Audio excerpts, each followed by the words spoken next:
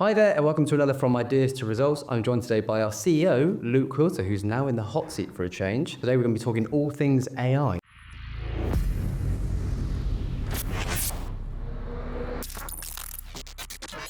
ChatGPT and OpenAI's operator agent. So I think this is going to be something really big. I mean, 2025 is going to be AI focused. We're going to see so many developments, so many changes. GPT is kind of leading the way on a lot of those changes. And again, agents is going to be a really big thing. So I think the bit to keep an eye out for is at the moment almost AI can take, say, 10 to 20% of a task. I think throughout this year, we're going to start seeing it taking 30 to maybe 40% of certain tasks as well. So I think that's going to be a sort of a game changer for the marketing world, particularly helping more with the strategic planning and structuring as well. So I think that's going to be something to keep an eye on for, which is going to be quite exciting. And how's that affecting creative roles? I think that's going to be a really, really big change. We've seen already in the last year that those roles have kind of had to evolve. If you're in image production or videography, you're going to have to adapt, you're going to have to evolve. I think there's still need and humans are going to be massively important in that kind of process. AI won't replace humans, but humans using AI will, which is the Fifi Lee quote that we love. I had a play with Sora over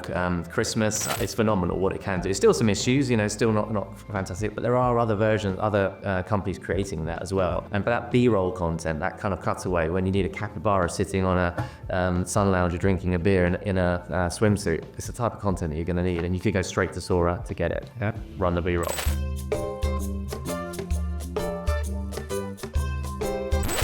And so anyway, there's lots of things that you can kind of do there, which is going to be exciting, and it will change the way that those kind of jobs are sort of thought and skill sets that people need. I think you're going to need to be a lot more data-driven, and it's that combination of data-driven and creative that's going to really stand you apart in the kind of employment world. And so what about the rise of math men and women?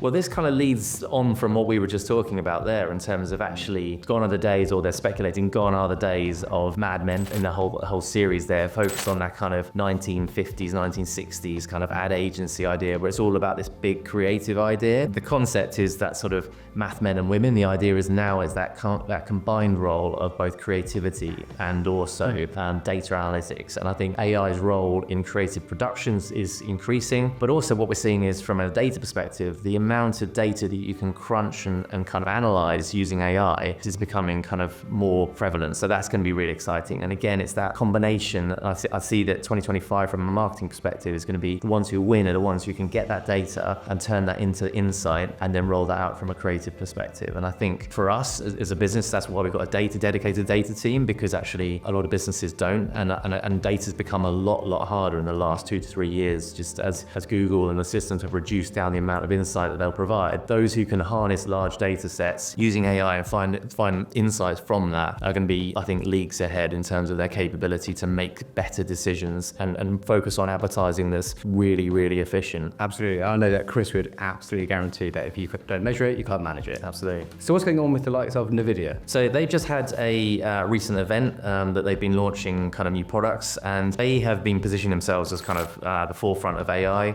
alongside OpenAI. But again, some of the things that they're producing is they're going back to that kind of that generative AI from data. So actually pulling large data sets and then producing creative content very, very rapidly. But we'll start seeing that probably roll out to the broader markets in 2025, which enables marketeers to be able to doing the same sort of things. Is all about that personalization of content. That's, I think, the opportunity that AI brings when it comes to marketing particularly, is that you can actually do personalization on a larger scale without compromising data privacy as well, because that was always the kind of the issue before, is that you could do personalization, but you're also then, you need really personalized data for that, which GDPR has changed and we're kind of reducing, which is a good thing to protect the consumer, but we need to then think about ways in which we can actually get that insight and provide that really personalized experience. Yeah, absolutely. I think getting that balance between privacy and personalization is the perfect blend for marketing. Yeah. Okay, so in regards to AI singularity for marketing, are there any implications behind that at the moment? So the singularity, firstly, this is pretty big.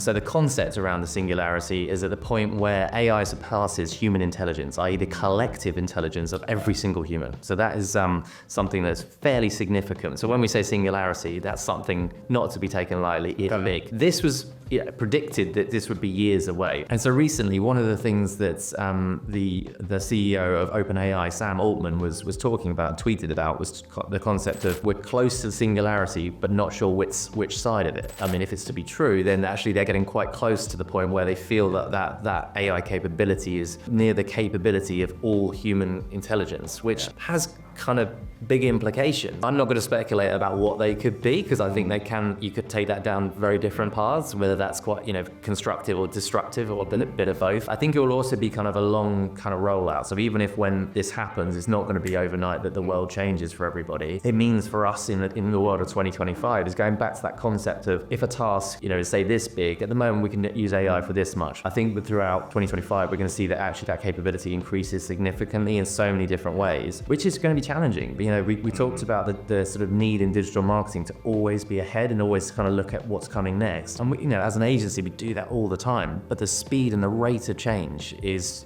far beyond what it has ever been. It's so much quicker. Going back to the job market, we're going to have to start thinking about what those job roles look like and what skills you're going to really need to have going forward and which ones will be replaced by AI. Scary but fascinating and intriguing time. Is there anywhere I could sign up to an event, for example, to learn more about 2025 and AI and trends, for example? There is indeed. So we are doing an event on the 23rd of January, which is going to be focused on all these sorts of things. Looking at paid, we're looking at content, we're looking at SEO, we're looking at data, and what those kind of key things are for 2025, so we can hopefully help marketers to prepare for those changes, think about the most important things, because it's going to be about prioritization, which we're going to cover off at that event on the 23rd. Sounds like it's going to be a great event. Should sign up on the website. Sign up. Thanks, Luke. That's been great. And that's been From Ideas to Results. If you enjoyed that content, you can find more on our channels. And until then, have a great one. See you next time.